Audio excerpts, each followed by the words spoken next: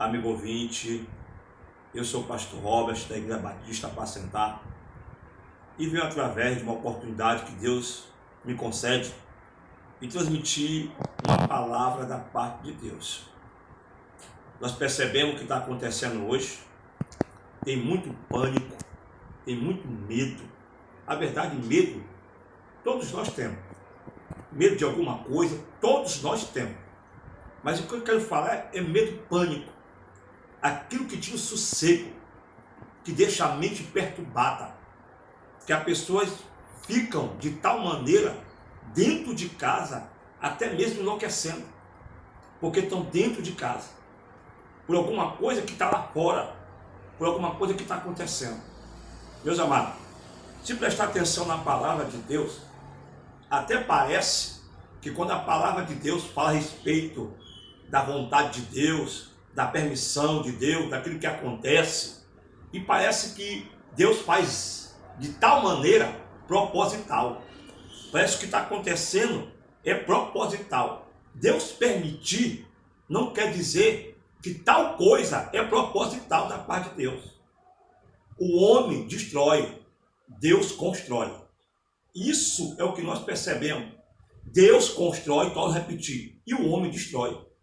Quantas coisas estão acontecendo que é o homem que está fazendo? Quantas coisas se manifestam e as pessoas começam a dizer que Deus revelou isso, que Deus falou aquilo? Há pastores que tiram até pregações e começam a anunciar algumas coisas que eles estão pensando ou estão imaginando. Tiram mensagem através do que está acontecendo. É verdade que é oportunidade, devemos fazer isso, devemos pregar a palavra de Deus. Mas pegar a palavra do Senhor e dizer que algo está acontecendo porque Deus está permitindo de forma proposital, eu discordo. Porque parece que a justiça só está em cima dos idosos. É só os idosos. Quantos idosos têm morrido?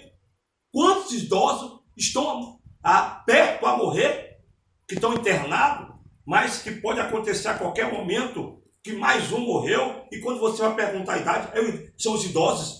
É os que têm mais a situação mais adversa e complicada. É os que têm mais morrido pela situação. Quer dizer que é uma permissão de Deus, proposital, a justiça bater em cima mais só dos idosos. É só os idosos que têm falhado, que têm errado. Quer dizer, porque a quantidade e o número de idosos são muitos que têm morrido. E aí alguém prega a respeito da espada de Jeová, entendeu? Que quer dizer, a espada está pegando mais nos idosos. Eu não concordo com isso, porque a palavra de Deus diz uma coisa. A vontade de Deus absoluta e a vontade de Deus permissiva. A vontade permissiva de Deus é aquela que Deus permite. Meu irmão, se alguém quer fazer alguma coisa errada, Deus não vai impedir. Se alguém quer pecar, Deus não vai impedir. Por que eu estou falando isso? Por que eu estou dizendo isso? Porque lá na China, através de uma pesquisa, um laboratório, de uma mutação, até diz que foi de uma serpente como você, aí de repente surge esse vírus lá da China, e aí uma coisa criada que a China tentou ocultar, poderia ter evitado o vírus 95% se espalhar. 95% é quase tudo. Eles ocultaram, eles esconderam, e aí foi acontecendo, foi se espalhando, e deixando bem claro que toda crise política na China sempre surge um vírus. E esse é o primeiro que chega a esse ponto de tanto sofrimento. E ninguém percebe isso. Teve a primeira vez, surgiu um vírus, crise na China. É política. Veio a segunda vez, outra crise política. Agora veio a terceira vez. Tornou a ter uma crise política. E agora chegou ao máximo. Extrapolou a situação que está atingindo a humanidade. Agora a pessoa dizer, não, isso aí é a justiça de Deus. Isso é a espada de Jeová, é a vara de Jeová. E começar a pregar a palavra, tirar 7 sinais, porque Deus está permitindo acontecer isso. Eu não acredito nisso. Eu acredito que o homem planta, o homem colhe. O mal por si se destrói. Então são as coisas que estão acontecendo. Torno a repetir, Deus constrói, o homem destrói. Então as coisas estão acontecendo por desobediência, pela ambição do homem. A China usou a sua ambição. Querendo fazer isso e todo mundo sabe por quê.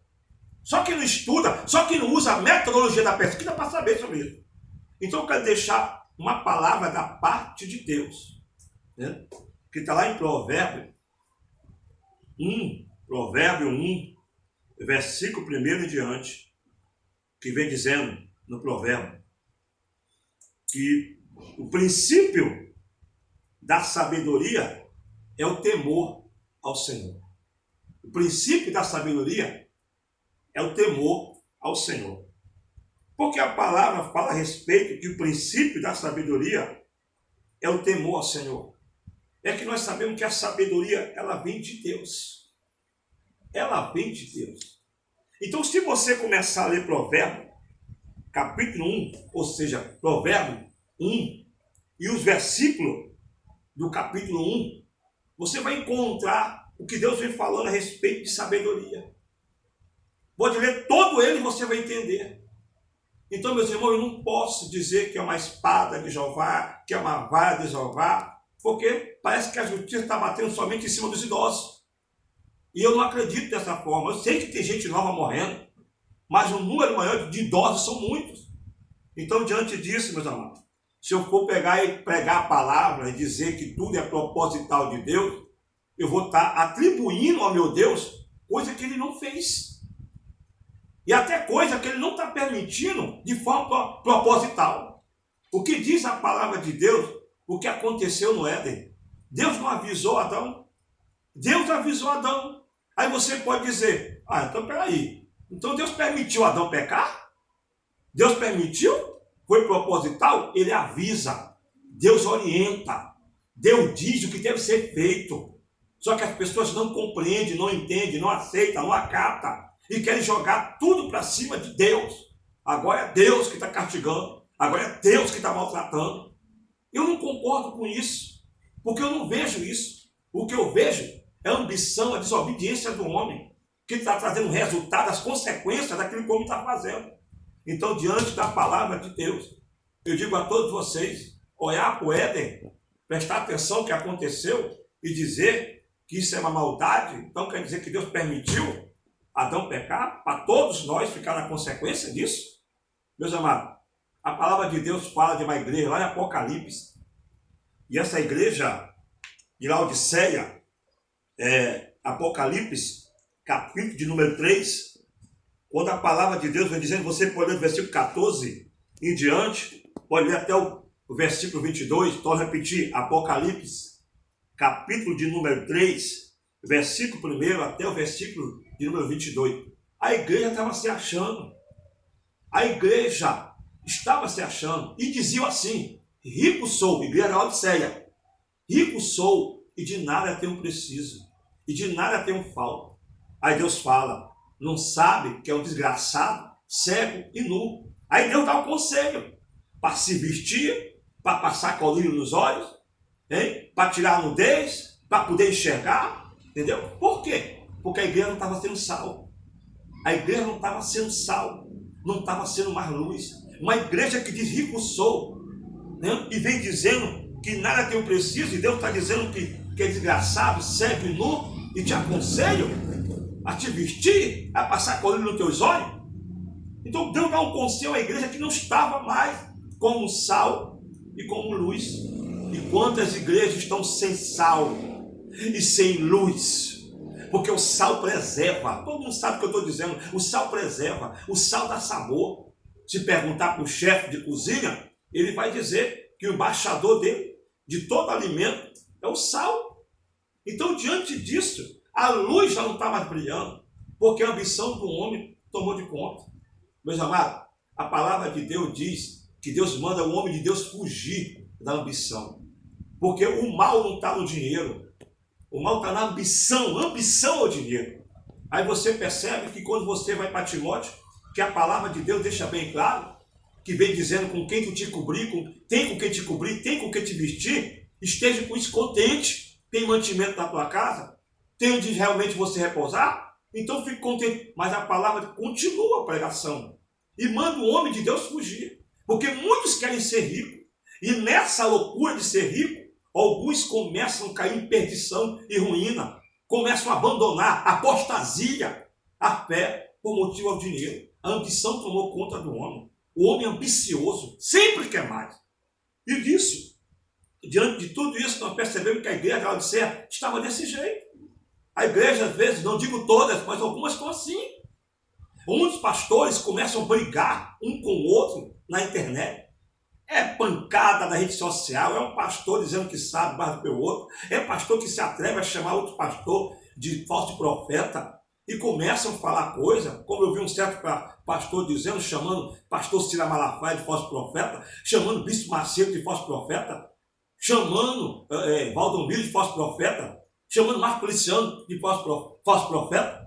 Eu não vejo isso. Eu não vejo isso. A forma de trabalhar, cada um trabalha conforme aquilo que pensa, que acha. Agora cada um vai dar conta de si diante de Deus. Eu não vou estar falando do meu irmão, colega, apesar da igreja dele ter explodido de tanta gente, e eu querer atacar ele falando mal dele. Se você não concorda, fique calado. E isso tem gerado confusão em quem escuta, diz assim mesmo, os pastores estão brigando, depois querem falar de perdão. Pastores brigam com outros e querem falar de perdão. Isso é complicado.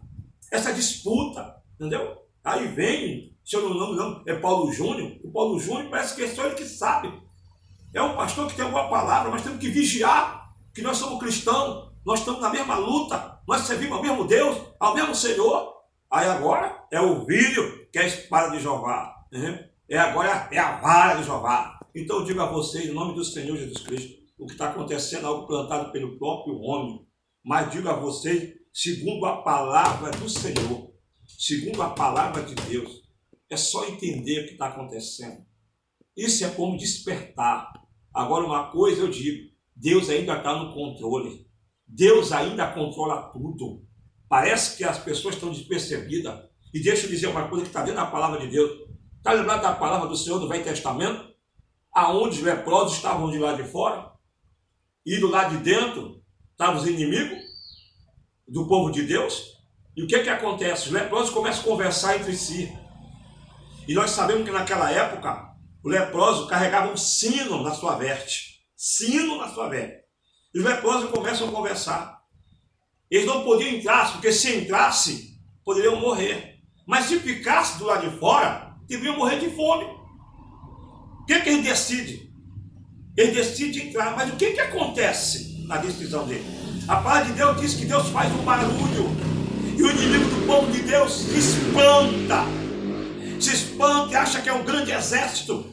E eles batem em retirada e saem. Quando os leprosos entram, não tem mais ninguém. Vão se alimentar. O que eu penso assim, lá fora tem morte. Né? E se ficar dentro, vão morrer de fome. Esse foi o pensamento do leproso. E entraram. E Deus botou o inimigo para correr. Fazendo uma ampliação de som. Entendeu? E diz alguns estudiosos, eu concordo, que quando os leprosos se manifestaram, Deus fez um barulho para que achasse que era um grande exército. Ampliação de som, e o que aconteceu? Correram, e os leprosos entraram e se alimentaram. Mas o que aconteceu? Um homem de Deus tinha profetizado, e alguém que se encostava a mão ao rei, duvidou, e o profeta disse, tu vai ver, mas não vai provar e nem vai comer. Era momento de fome, era momento de desespero, mas o profeta falou o que Deus tinha mandado ele falar. E assim aconteceu. E aí Deus alimentou. Houve sustento. Eu quero resumir, porque se eu for falar, vou falar muito. Que Deus sustenta no momento de crise. Deus alimenta no momento de crise. Eu digo que nesse momento de crise Deus está fazendo um milagre. Deus está sustentando. Já vi falar pessoas que estavam com câncer num período desse tão complicado foram curadas. Pastor Jefferson, amigo meu, pastor colega, Deus levantou ele do leito. Não sei se já recebeu alta, mas foi curado no momento de crise. Um jogador que estava 2 anos, 6 meses de coma, Deus o levantou. Gente, Deus está fazendo a obra. Deus está trabalhando. Como diz João 5,17, disse Jesus, eu e meu Pai até hoje trabalhamos. Nós não estamos aqui à toa. apesar de algumas igrejas não ser mais sal e não ser mais luz, nós ainda temos igreja que é sal e luz nessa terra, que está orando. E deixa eu dizer, isso vai passar. Isso aí vai passar. A mão de Deus está sobre nós. Vai passar. E da mão dele, quem está na mão dele, ele não deixa. Vai passar. Deus vai dar um jeito. Deus vai dar uma solução. Isso é só um momento. Não fique espantado. Não fique com medo. Porque Deus está no controle de todas as coisas. E diz a palavra de Deus, para você entender melhor a importância como Deus protege os seus. A Bíblia diz que o egípcio, na resistência de Faraó, de não querer realmente liberar o povo de Deus, a Bíblia diz que uma das pragas que Deus estava falando, e algumas coisas que Deus realmente já tinha lançado, e ele endurecia mais o coração, agora ia passar a justiça de Deus. E aonde passasse a justiça de Deus, você conhece a história. Eu não preciso dizer, foi até no trono de Faraó, a coisa aconteceu. Tinha egípcio na rua, tinha gente dentro de casa, tinha pessoas que pertenciam ao povo de Deus. Israel estava dentro de casa, estavam todos dentro de casa, mas o Senhor falou, passa na porta, no umbral da porta, sangue do cordeiro. E aonde tiver o sangue no umbral da porta, o anjo da morte não entra. A destruição não vai acontecer. Mas mandou ficar em casa. Mandou sim. Mandou ficar em casa. E quando ficar em casa, se não tivesse passado sangue na porta, se não tivesse passado sangue no umbral da porta, eu digo a vocês, o que seria? Adianta ficar só dentro de casa sem a proteção divina? Eu digo que não. E o que acontece? Lá vem o anjo da morte. Meu irmão, aonde não tinha sangue no umbral da porta, aonde não tinha sangue, tinha morte, tinha gemido. E o anjo, aqui tem sangue, aqui eu não entro. Aqui não tem, aqui eu entro. Eu quero dizer para vocês que a proteção vem de Deus. Tem sangue, crente, de Jesus na tua vida. Tem sangue do Senhor na tua vida para te proteger. Porque se não tiver sangue, não adianta ficar dentro de casa.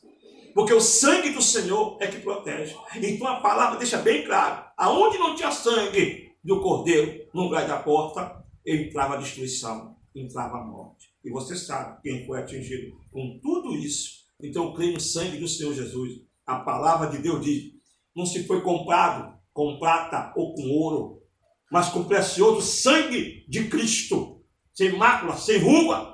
Esse é o sangue que protege a igreja. Esse é o sangue que protege. Então essa proteção está sobre nós. Você tem sangue? Tem proteção. Clame de misericórdia. Por quê, pastor? Porque está acontecendo algumas coisas que nós estamos cegos. E eu vou abrir espaço para falar. Quando a palavra de Deus fala em 2 Crônica, capítulo 7, 2 Crônica, capítulo 7, versículo 14 em diante. Olha o que Deus diz. Se o meu povo que se chama pelo meu nome se humilhar, olha só, se converter dos seus maus caminhos, presta atenção, se humilhar, mas é o meu povo que se chama pelo meu nome, se humilhar, se converter, buscar minha face, hein? Se humilhar, é o povo que Deus está mandando se converter, é o povo dele. Se o meu povo se converter, entendeu? Se converter. Tem gente dentro da igreja não sei quantos anos e nunca se converteu. Não estou julgando. Então Deus está mandando o seu povo se converter. Aí você continua no versículo. Aí diz, então sararei a vossa terra. Não tem cura. Não tem como Deus sarar se o próprio povo de Deus não se arrepender. O que está acontecendo, gente? Vocês estão vendo aí pastores que estão no terceiro casamento. E aí vão realizar casamento. E quando vão realizar casamento, que até que a morte separe. Então que a morte não separou. Ele se apaixonou por outra e largou a esposa. O que está acontecendo? Dentro da igreja, as pessoas não querem mais contribuir. As pessoas não querem mais participar. E acham que tudo é assim e assim será. Tem conta a se acertar. E essa conta é com Deus. Você que não tem compromisso, que não leva Deus a sério, não vigia o que fala, Deus está voltando. Jesus está voltando. Agora, e dizer que isso aí é apenas espada de Jeová pelo erro do homem? Vara de Jeová pelo erro do homem? Vamos estar plantando que ele mesmo está colhendo. E digo mais, torno a repetir, você que está ouvindo isso, se chegar ao teu alcance, eu digo uma coisa, te apega a Deus. Te apega a Deus. porque sangue de Jesus tem poder. Que Deus nos abençoe com essa palavra. No nome do Senhor Jesus, e eu quero que você ore comigo nesse momento. Senhor nosso Deus e nosso Pai, Deus de infinita graça, Deus de infinita misericórdia, graça eu te dou, Senhor, por esse momento. E te peço, guarda a nação brasileira, livra de todo mal, livra as nações, Senhor, protege, Deus, porque o Senhor está no controle. Quem tem errado somos nós, quem tem falhado somos nós, Senhor. O Senhor nunca falha, o Senhor nunca erra. E atribuir coisa que o homem planta e ele mesmo está colhendo, e dizendo que o Senhor que está fazendo justiça, ó Deus, eu não tenho a certeza absoluta disso, porque o que eu vejo é o homem falhando. Pois em nome do Senhor Jesus Cristo eu te peço, abençoa a tua igreja, que sejamos sal, que sejamos luz, porque o mundo precisa que a igreja ore, que a igreja clame, meu Deus, por ter oportunidade, e nos perdoa pelos nossos erros e pelas nossas falhas, e protege todo o pedido, meu Deus. O Brasil, as nações, tenha misericórdia de nós, no nome do Senhor Jesus. Amém.